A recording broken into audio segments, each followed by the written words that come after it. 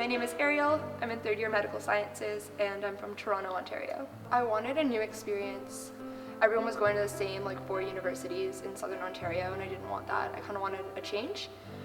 So I applied to a bunch of out of province and just away from home universities, and I came to visit, and I loved Halifax. In high school I had 3 huge passions, which were science, writing, and dance, and I'm doing all 3 of those things here.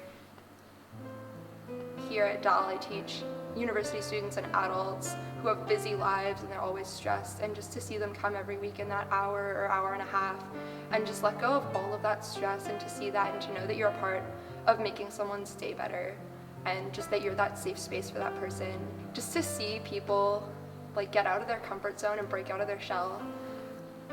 It's never too late. That would be my main thing. That's what scares a lot of people. They want to get into it. They've always wanted to get into it, and they think that they're too old for it. I'm here to tell you that you're not. It's not scary. Everyone wants you to succeed. That's what I've learned about the dance community here, is everyone is so supportive and they want you to be there. I've honestly never been in a more supportive environment than an adult drop-in dance class. So if you need that push to get into it, here it is.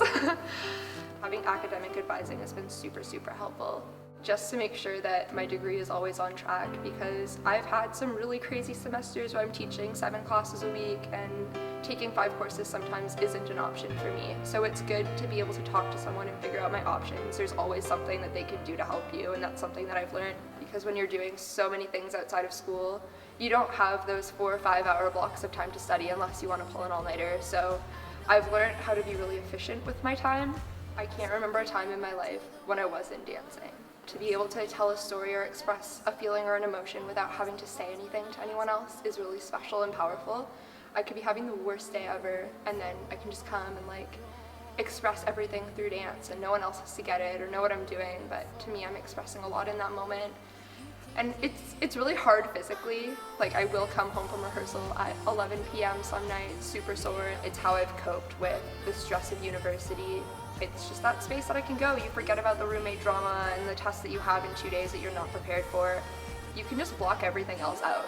Dance lets you do that. You don't really get to think about anything that's happening outside of dance because you're so focused on all of the complicated steps and movements, and you just kind of escape into that. That's all you're really thinking about. And then once you get those, I'm just focused on kind of communicating whatever story I need to at that point. Know that you don't have to give up what you love just because you're in school and you're studying, which is something that I really struggled with in first year. And I kind of let dance go a little bit that year, and I realized that I needed to have dance as a major part of my life, and that's okay. You're not defined by just school. It's those extra things that make you who you are, so don't let them go just because you're in university. There's always a way on campus to get involved with those activities, whether it's dance or something else. And even if there's not, you can make those opportunities for yourself. I brought a style of dance here because we didn't have it and I wanted to keep training in it. So there's always a way to make it work, and don't feel like you have to give anything up when you come here.